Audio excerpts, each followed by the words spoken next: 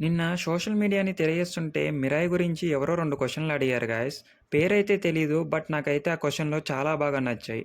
In fact movie చూసినోళ్ళు ఎవరైనా answer చేస్తారేమో అని ఈ క్వెషన్ నేను కూడా వేస్తున్నాను. పేరైతే గుర్తులేదు. గుర్తుంటే క్రెడిట్స్ ఏసేవాడిని. అసలైతే 'మంచు మనోజ్' ఏదైతే ఆశ్రమంలో పెరుగుతున్నప్పుడు అతనికి 9 గ్రంథాలున్నాయని తెలీదు.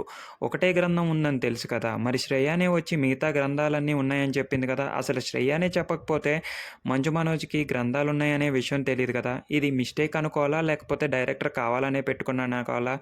అండ్ రెండోదొచ్చేసి గ్రంథాలు. గ్రంథాలు ఫైట్స్ జరుగుతుంటాయి. అండ్ దాచేవాళ్ళు దాస్తూనే ఉంటారు. చివరాఖరికి వచ్చేసరికి ఎక్కడో ఉన్న గ్రంథం తీసుకొచ్చి మనోజ్ ముందే పెట్టడం అనేది ఆశ్చర్యం కలుగుతుంది. ఇది నేను థియేటర్‌లో కూడా అబ్జర్వ్ చేశాను. బట్ నేను అంతగా తీసుకోలేదు. అతను క్వెషన్ అడిగేసరికి స్ట్రైక్ అయింది. ఏమైందంటారు? ఇదంతా నిజమే అంటారా? అండ్ మూడో క్వెషన్ వచ్చేసి చాలా అంటే చాలా హైలైట్ అయిన క్వెషన్. ఇన్‌ఫాక్ట్ నా మైండ్ అయితే తిరిగిపోయింది. ఇప్పుడు 'మనోజ్‌కి' 9 గ్రంథాలు దాదాపుగా దొరికేసినట్టే. అంటే దొరికేసినట్టయితే అతనికి ఎంతో కొంత పవర్స్ ఉండే ఉంటాయి.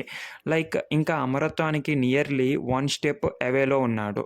అంటే మిగతా 8 గ్రంథాల శక్తి మొత్తం అతని దగ్గర ఉన్నట్టే కదా! ఇలాగే మనకి 'అంజీ' మూవీలో కూడా రిఫరెన్స్ జరుగుతుంది.